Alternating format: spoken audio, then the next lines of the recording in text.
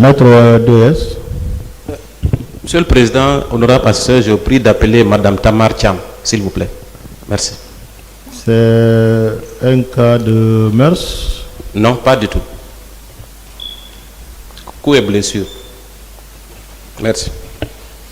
Madame Tamar Cham est là. Venez à la barre.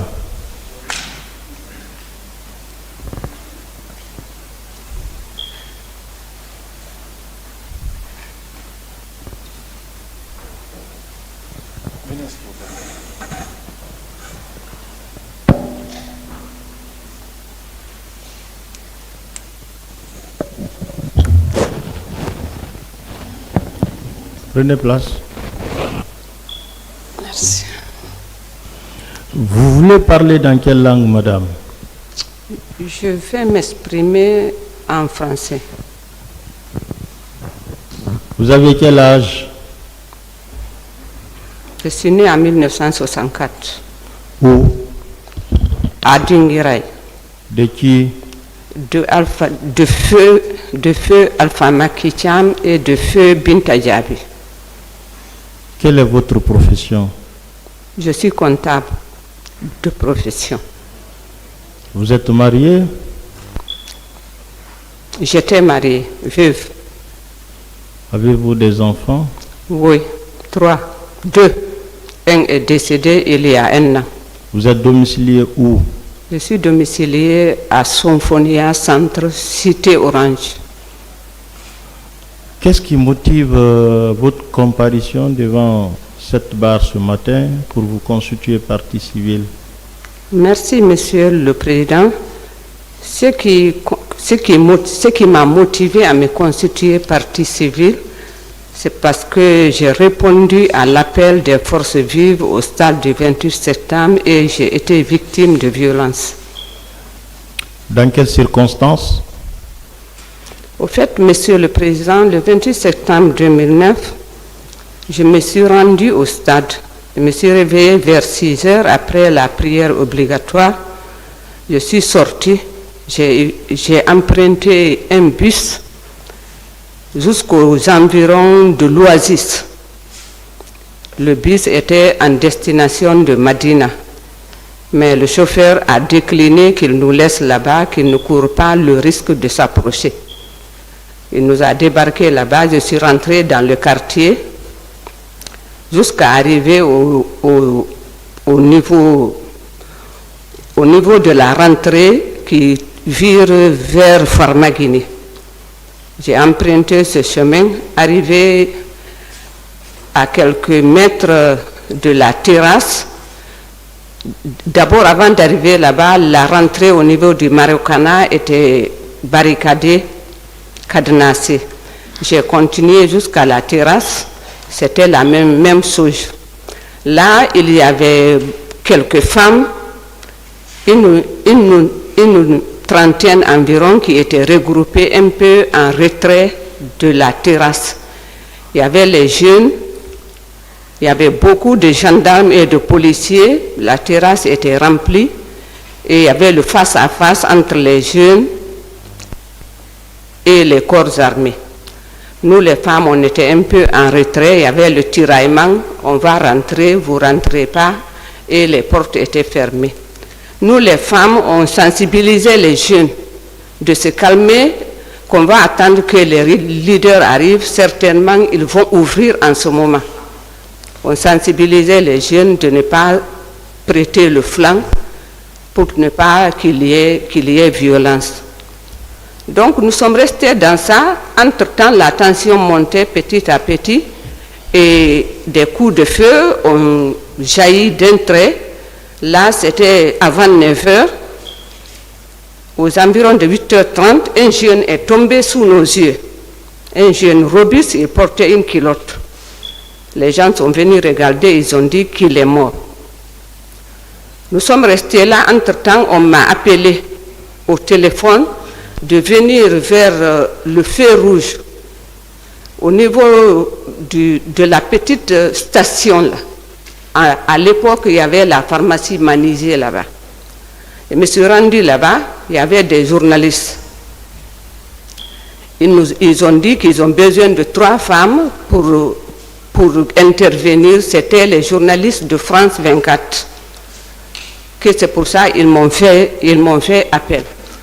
Je suis venue, une première femme a intervenu en français, une deuxième a intervenu en soussou, et je fus la 3e personne à prendre la parole. En ce moment, il y avait eu déjà beaucoup de monde. J'ai pris la parole. Pendant que j'intervenais, les questions étaient: pourquoi vous êtes venu au stade, quel motif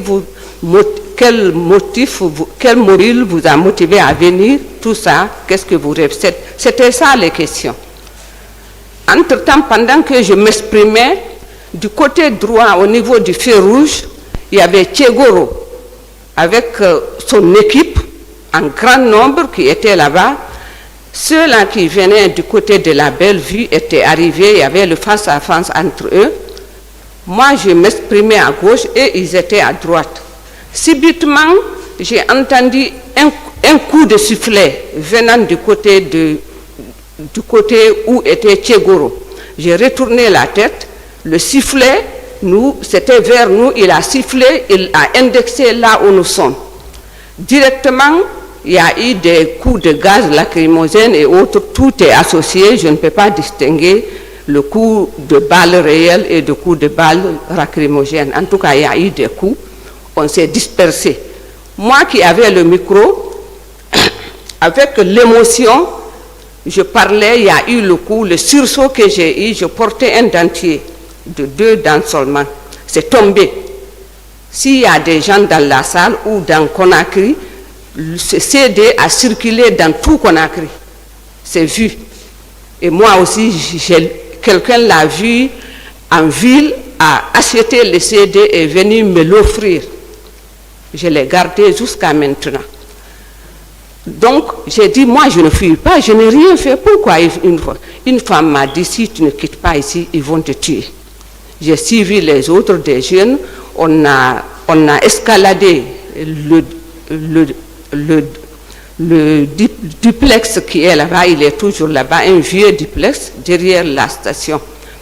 Les jeunes étaient devant. Moi, au moment où je faisais la 2e marche, les policiers et gendarmes m'ont rattrapé là-bas. Ils m'ont fait un coup de matraque au dos, je suis tombé. Les jeunes, d'autres sont montés vers les jeunes, 3 sont restés avec moi là-bas. Avec des injures, des insanités de tout genre que je ne peux pas répéter ici, qu'on m'adressait en tant que femme, pourquoi vous êtes là? L'un a dit, on va la massacrer. Un autre a dit, ah, c'est une femme, on va la laisser. Ils ont accepté cela, ils m'ont fait des coups. Quand je suis tombée là, c'était sur le bras gauche là, j'ai eu une douleur atroce ici. Ils ont pris un jeune avec lequel, celui qui me suivait directement, ils l'ont jeté dans la camionnette. Je ne sais pas qu'est-ce qu'il est devenu. Quand ils se sont retournés, nous aussi, on est sortis, nous sommes rentrés dans le quartier. Derrière le petit duplex toujours. Nous sommes rentrés dans le quartier. La première conception que j'ai vue, je suis rentrée dedans parce que j'avais très mal au truc poignet. Une femme m'a reçu dans sa chambre, elle m'a donné du médicament, elle a massé mon bras, elle m'a donné de l'ibuprofène. Je suis restée là-bas près de 30 minutes environ. Entre-temps, la dame a dit ça va, j'ai dit oui ça va. Maintenant, je vais chercher à rentrer à la maison parce que ce qui commence là, ça m'effraie. Je suis sortie. Entre-temps, les gens ont dit ah, ils vont ouvrir le stade parce que les leaders ont bougé de ce Jean-Marie Doré. J'ai dit, ah, si c'est le cas, moi je vais contourner ici, je vais aller vers les leaders. En tant que responsable de mon parti, je pouvais être parmi eux. J'ai contourné, j'ai pris la route de l'université. J'ai croisé les leaders au niveau du premier porte, au niveau du premier portail du moins de l'université. Je me suis inséré dans le groupe.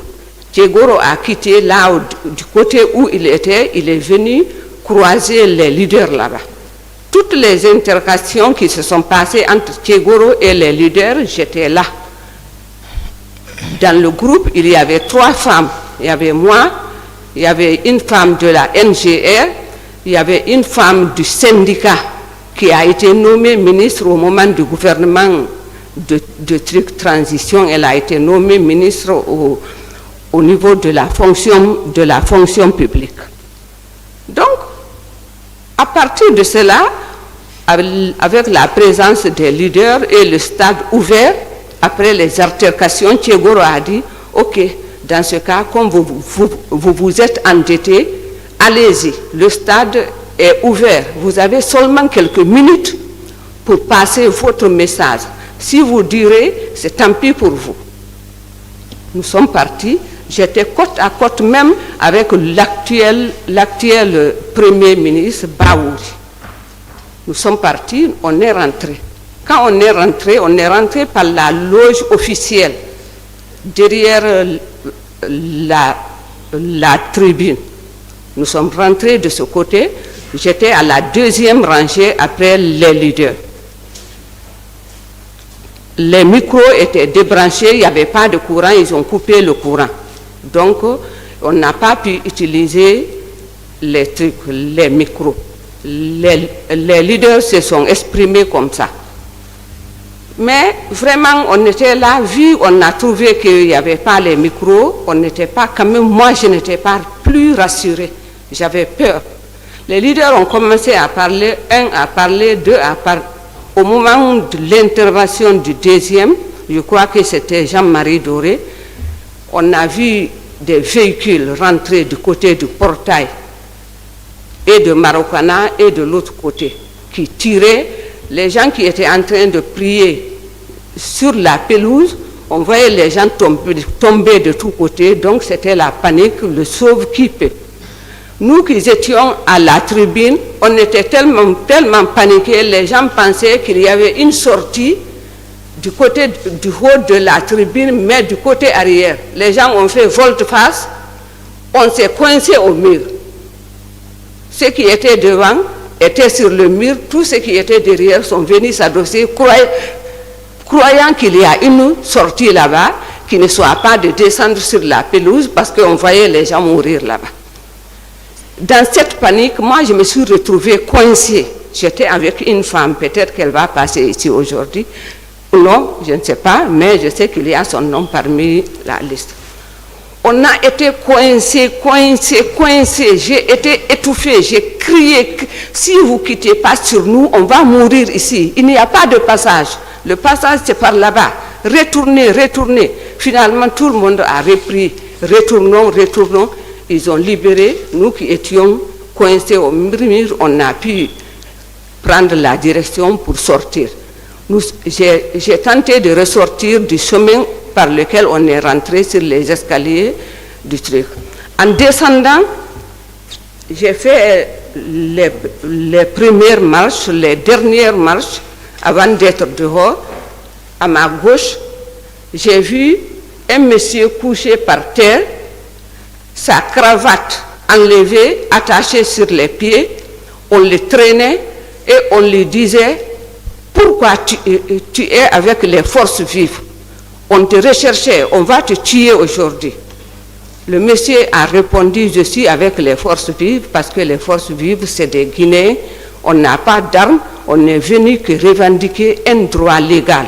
Ce monsieur, paix à son âme, c'est honorable Jean-Marie Doré, ancien Premier ministre. Dans son témoignage au palais avec la commission technique, il avait fait allusion de ce que je suis en train de dire. Il a dit: une femme peule de teint noir est venue s'arrêter. Entre-temps, elle a fui, elle est partie. Je ne sais pas si elle est vivante ou morte. J'écoutais. Donc, je suis sortie, j'ai dit: lui, on l'a traîné comme ça. Toi, tu t'arrêtes, ils vont te tuer tout de suite. Ces messieurs-là qui étaient sur lui n'étaient pas en tenue militaire, en tenue de force de sécurité. Ils portaient des tenues civiles, quelquefois kaki, des t-shirts. Ils avaient des armes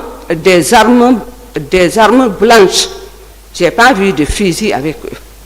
Ils avaient des gourdins, ils avaient des cordes, ils avaient des armes blanches. Ils le frappaient.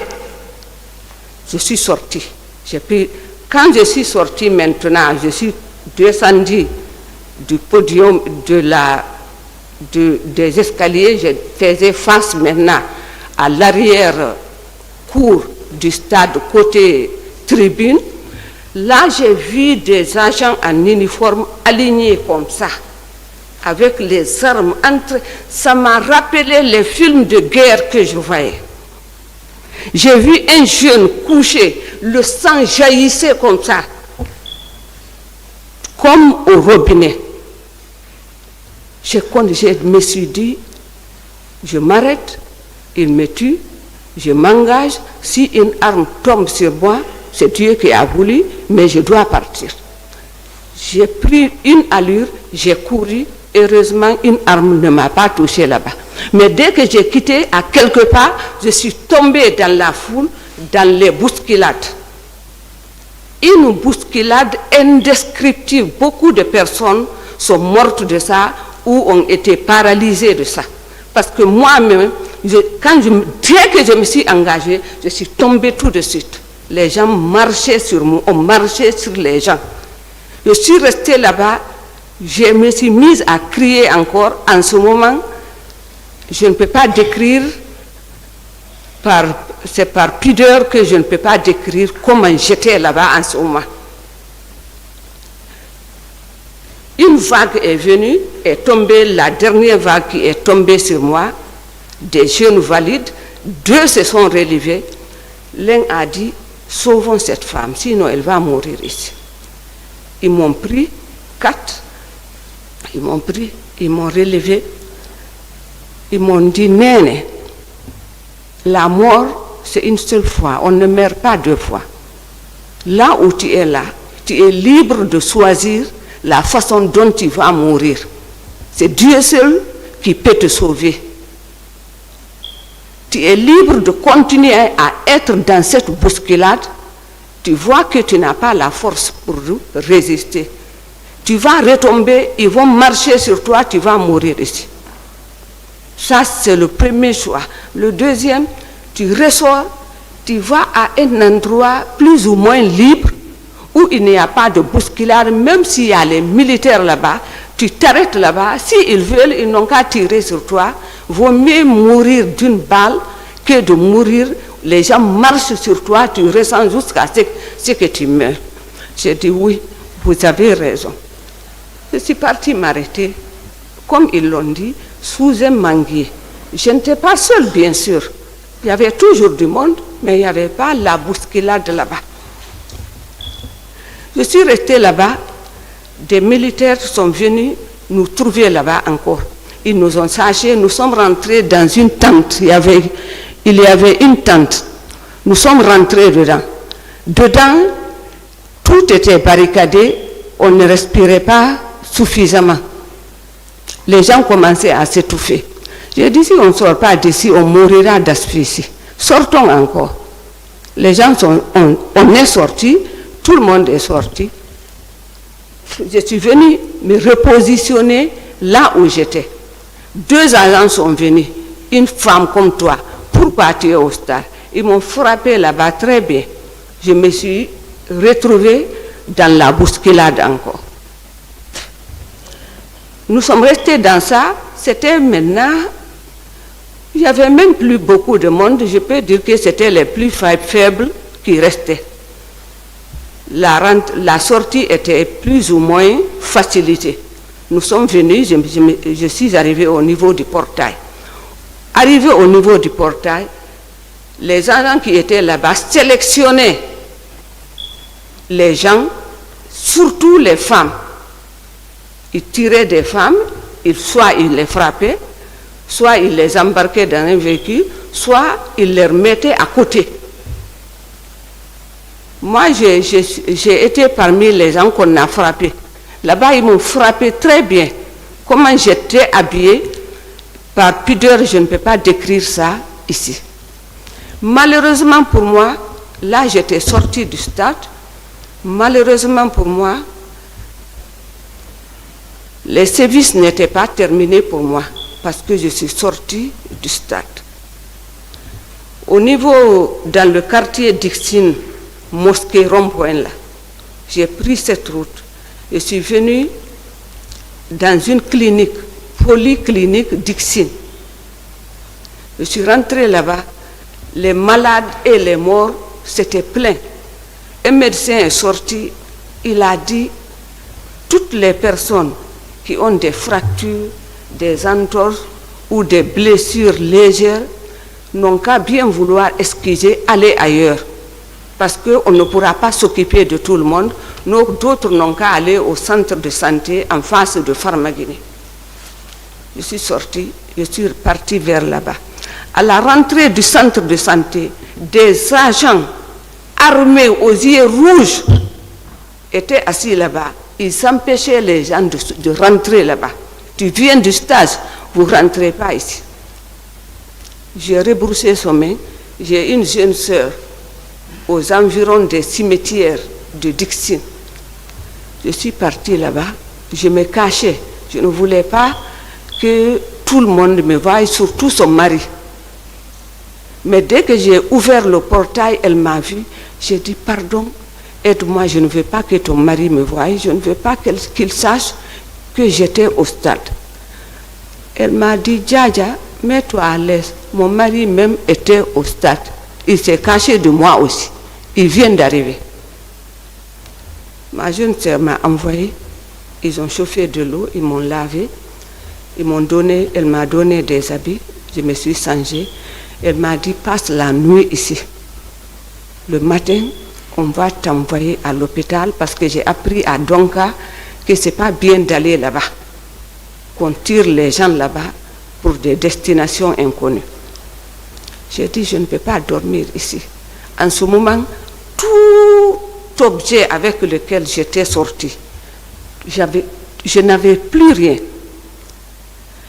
Et lors des bousculades au stade, les chutes que j'ai faites, le dentier qui était tombé là, j'ai pris, j'ai remis. Avec les chutes, ça s'est desserré, ça m'a blessé sur la gencive partout. Donc quand je sortais, la boue, le sang, mon sang, le sang des gens qui étaient sur moi, il avait plu, tout était mélangé avec la chevelure, j'étais comme une folle. C'est comme ça que je suis arrivée chez ma jeune sœur. Je suis restée là-bas, elle a appelé, elle a pris son téléphone, elle a appelé ma famille, que je suis chez elle.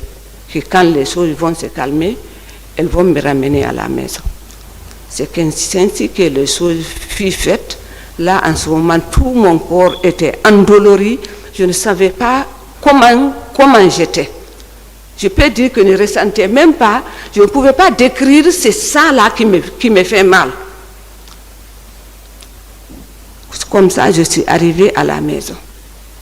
Le CD, mon interview là, le CD dont j'ai parlé initialement là, le CD fait partie des CD qui ont été vendus dans Conakry.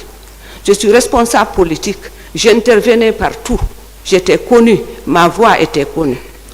Si je vous dis que les services, moi, ne se sont pas limités à ma sortie du stade, quand le CD là a été publié, les gens me voyaient intervenir au stade, au micro, les gens me reconnaissaient. Ça m'appelait, je ne peux pas tout dire, ça m'appelait, ça m'insultait, ça me menaçait. Donc j'ai été traumatisée, j'ai failli être folle.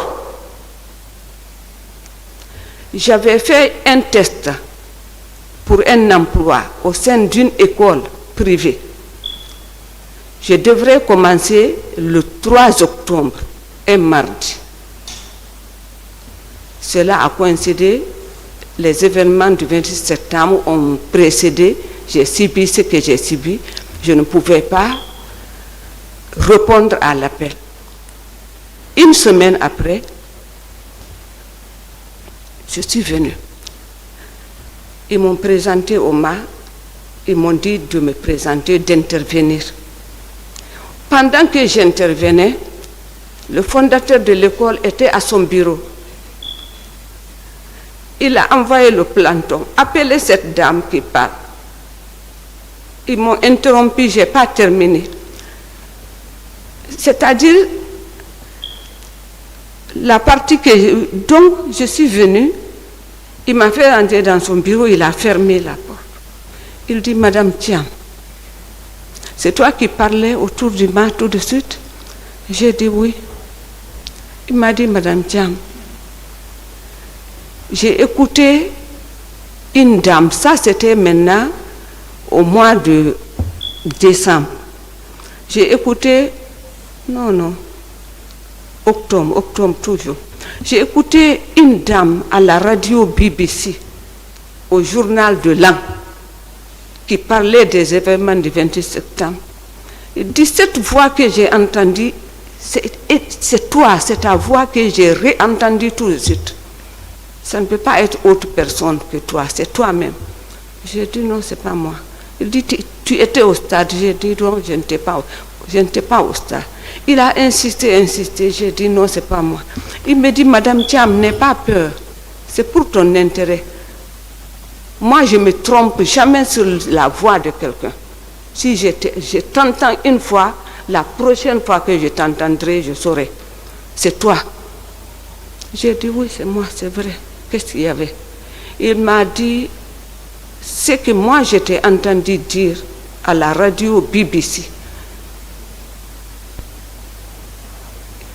Et j'ai reconnu ta voix. Et toi-même, tu m'as confirmé que tu as intervenu et que le CD existe. Il dit, si tu ne cherches pas à te sécuriser avec tout ce que tu as dit, et c'est les mêmes qui sont là encore, que ta vie est en danger. J'ai dit, oui, monsieur le fondateur, la preuve est qu'on m'appelle pour m'insulter. Finalement, je n'avais confiance en personne.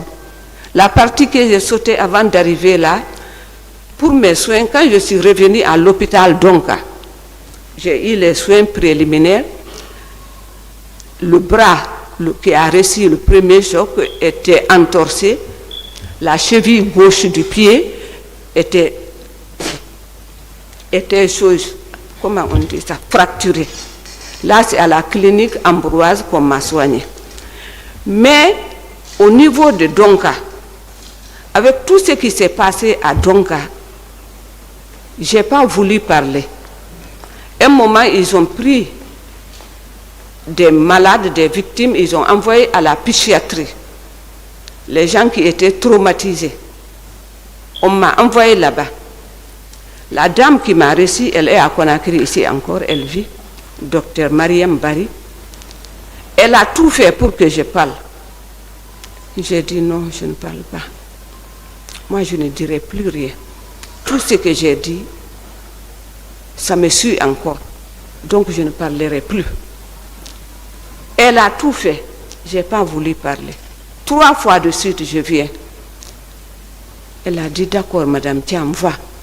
Quand tu seras libérée et que tu seras disposée à parler, voilà mon numéro de téléphone, ou c'est mon bureau, tu peux revenir.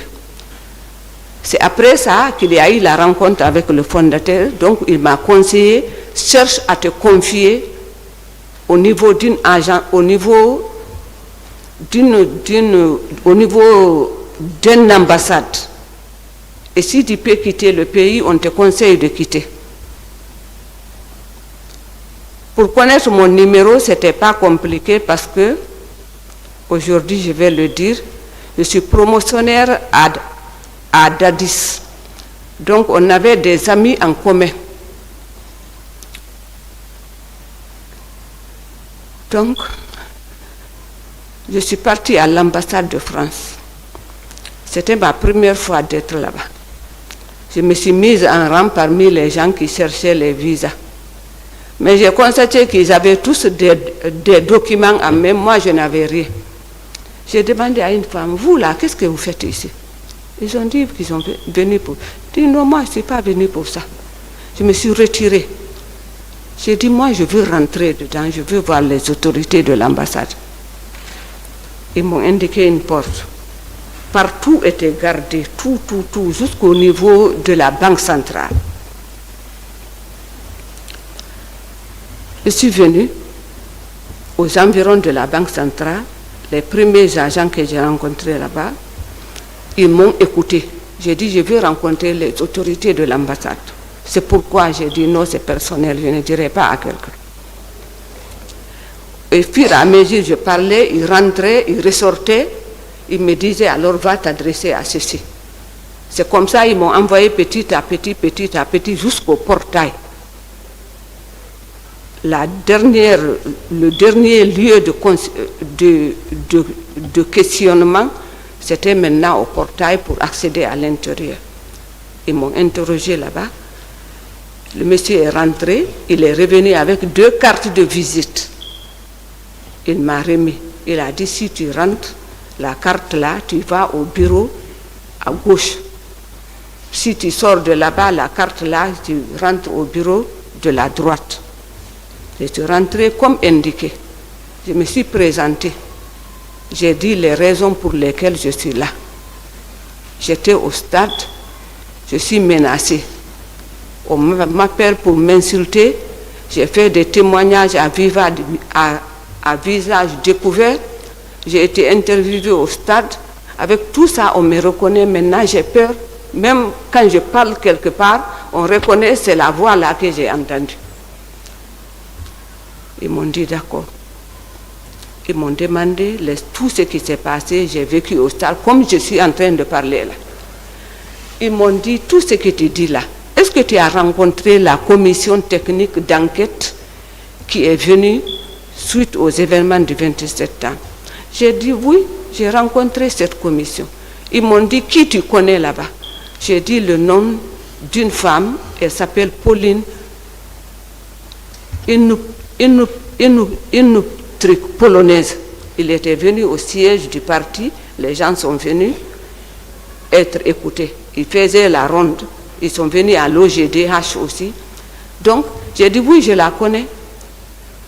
Ils ont appelé la dame. Au niveau de l'ambassade, ils ont appelé la dame.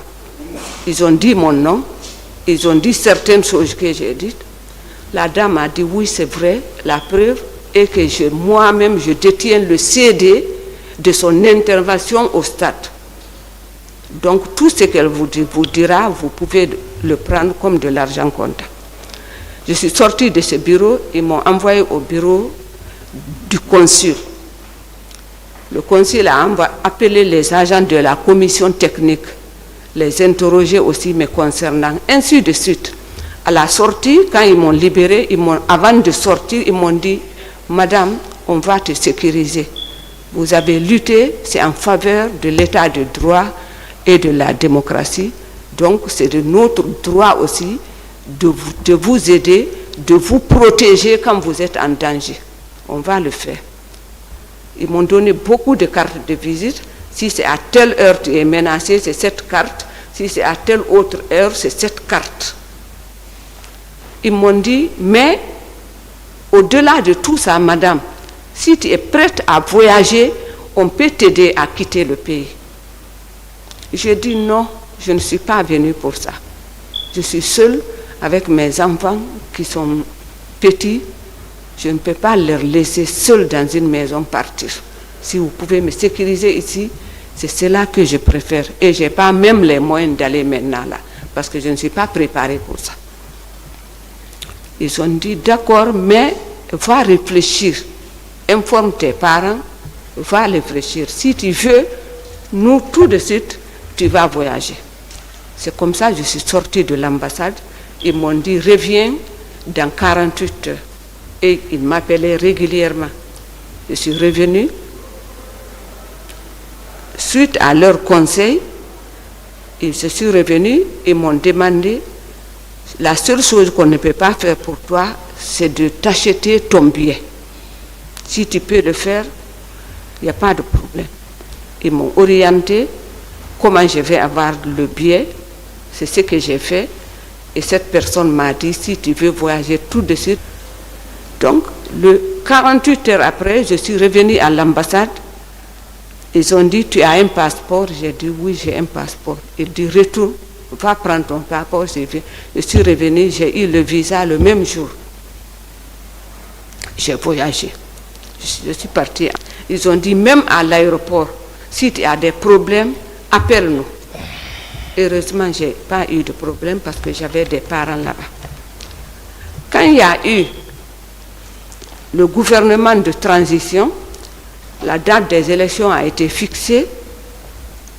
J'ai dit, vraiment, moi je vais rentrer. J'ai laissé mes enfants seuls. Les deux, l'une fait le bac, l'autre fait le brevet. Le dernier est mineur. Moi, je ne vais pas rester ici. Les élections vont avoir lieu. C'est pour ça que j'ai lutté. Je retourne chez moi. Je suis revenue. Donc, je ne sais pas. Je ne sais pas si j'ai fini. Pour le moment, je m'arrête là. Je vous remercie. Vous avez pu identifier les agents qui agressaient ce jour-là au stade? Vous dites? Est-ce que vous avez pu identifier les agents qui ont opéré ce jour-là dans le stade? Leur corps, j'ai vu des gendarmes, j'ai vu des policiers, j'ai vu des gens en civil, j'ai vu des gens en kaki. C'est tout ce que je peux dire. Reconnaître, là, c'est si tu connaissais la personne. Tchegoro que je connaissais, lui, je l'ai reconnu.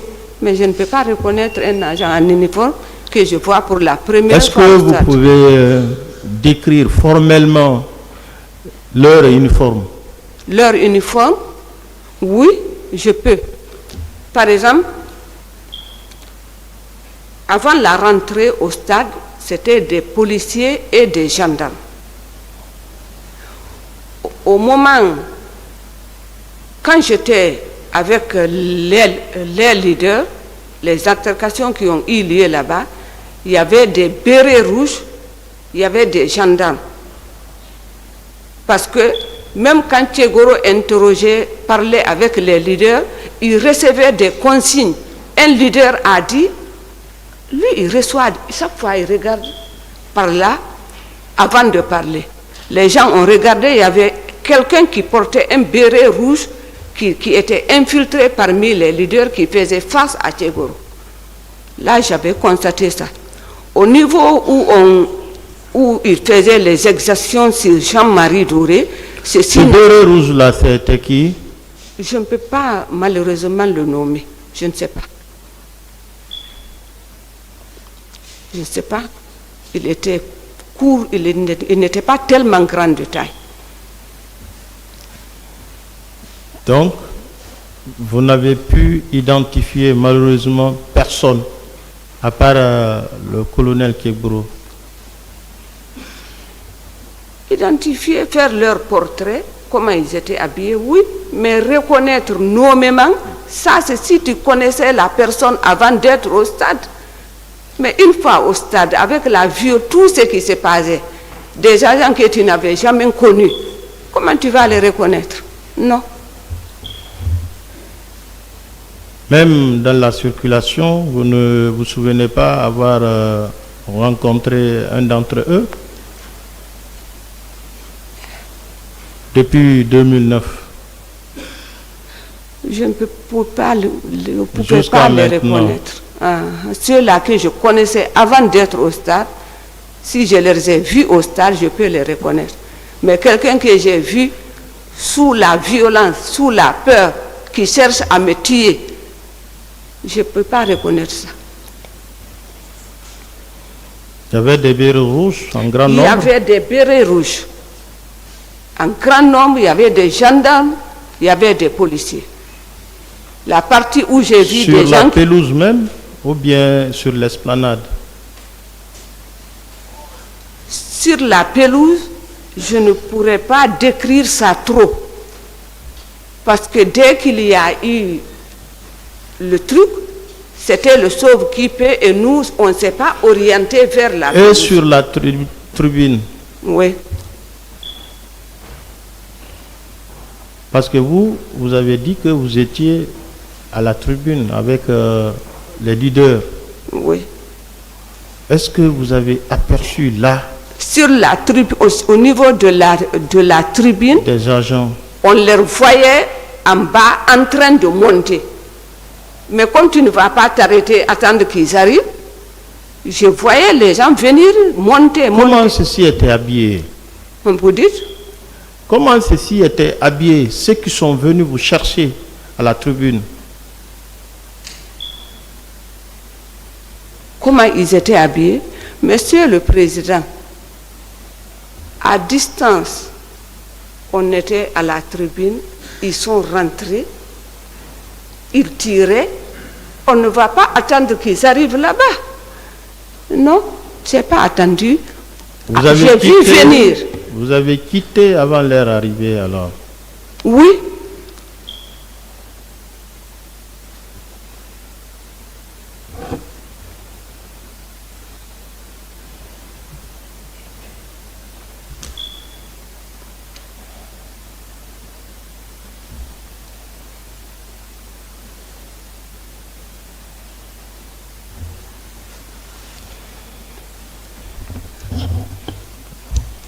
Oui, le ministère public.